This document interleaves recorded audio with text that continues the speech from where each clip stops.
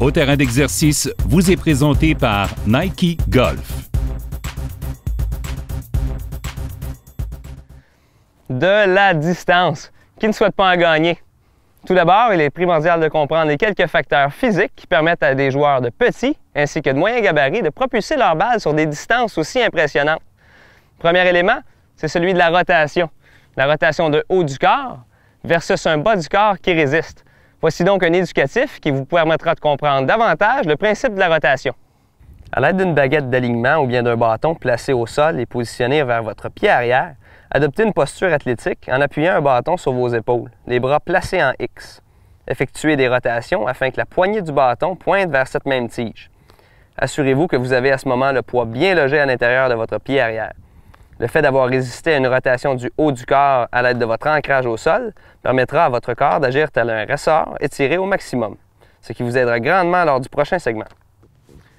Le deuxième élément que je souhaite couvrir avec vous aujourd'hui est celui du transfert de poids, c'est-à-dire un transfert de poids efficace effectué dans la bonne séquence. Afin d'éviter toute ambiguïté au sujet du transfert de poids, je vous propose plutôt un défi qui sera vous le faire ressentir au lieu de vous en faire analyser ses rudiments. Prenez tout d'abord un bâton de votre choix que vous renversez par la tige. En prenant bien soin de ne pas frapper le sol, tentez de faire siffler le bâton lors du mouvement. Assurez-vous que le sifflement se fait entendre une fois passé le point où l'impact aurait lieu.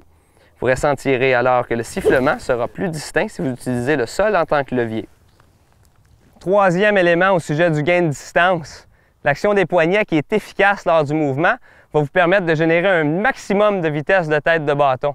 Mais pour ce faire, vous devez être détendu. Voici donc un petit truc qui s'intègre facilement à votre routine et qui vous permettra de générer beaucoup de vitesse, d'assurer un relâchement au niveau de la tension dans les muscles et une pression qui est modérée sur la poignée.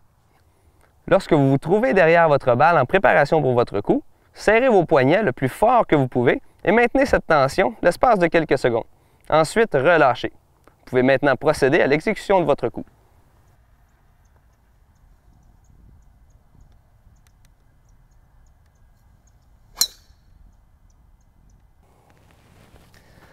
Malgré le respect des trois éléments que l'on vient de couvrir, il est primordial, si vous voulez maximiser votre distance, d'avoir un bon centrage d'impact sur la face de bâton. Afin que vous puissiez bien l'imager, pensez à un trampoline sur lequel on sauterait. Afin de rebondir le plus haut possible, l'endroit de prédilection est bel et bien le centre de celui-ci. Dernier élément, si vous avez le temps, un peu de temps en salle de gymnase, avec des bons exercices appropriés, permettra le maintien ainsi que le gain de flexibilité et de mobilité. Sur ce, je vous souhaite bon succès en 2016.